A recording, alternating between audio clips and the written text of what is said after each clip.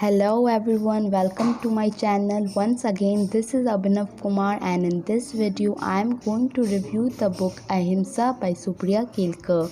As you can see on the screen, this is the book cover of Ahimsa, and beside it there are two images of a woman, and this woman is none other than our author of Ahimsa, Supriya Kelkar. Now let's begin the video. How would it feel to be a 10-year-old girl in 1942 during the peak of freedom movement?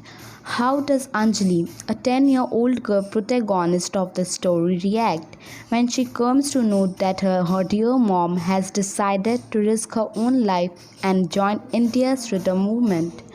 Would she give up on her fine, expensive, treasured Ghagra cholis for simple khadi's clothes like other family that is part of the freedom movement? Being a girl from higher caste, what was her perspective about Dalits? Did it change over the course? When her mother gets jailed before she completes the work, who takes that up?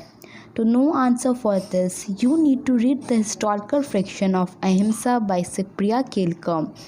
Ahimsa is the story of a young Indian girl, Anjali, whose mother has just joined India's freedom movement, upending her whole world and changing her perspective. Now let's see the book cover of Ahimsa. So this is the book cover of Ahimsa. Let's see to it clearly in the upcoming slide. We can see that the book cover of Ahimsa have many Indian elements that are perfect for the story. And at the bottom of the text, Ahimsa is Anjali. We can see her in simple dress, and at the right side she is her mom holding Indian flag, whereas we can see her father at the left side. The book is designed by peacock feathers, chakla, lotus and etc. Now let's gain some information about the author of Ahimsa, who is Supriya Kelkar. Supriya Kelkar is an author, illustrator and screenwriter who grew up in the Midwest, where she learned Hindi as a child by watching 3 Hindi movies a week.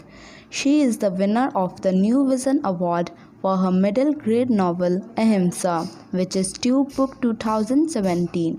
Supriya has worked on the writing teams for several Hindi films, including Lage Raho Munna Bhai and Eklavya. The Royal Guard India's entry in the 2000 Academy Awards. Supriya's book include Ahimsa. Book Ahimsa was inspired by her great-grandmother's role in India freedom movement. Now let's come to the author's writing style. Author's writing style in Ahimsa will lend us to see the story through the eyes of Anjali.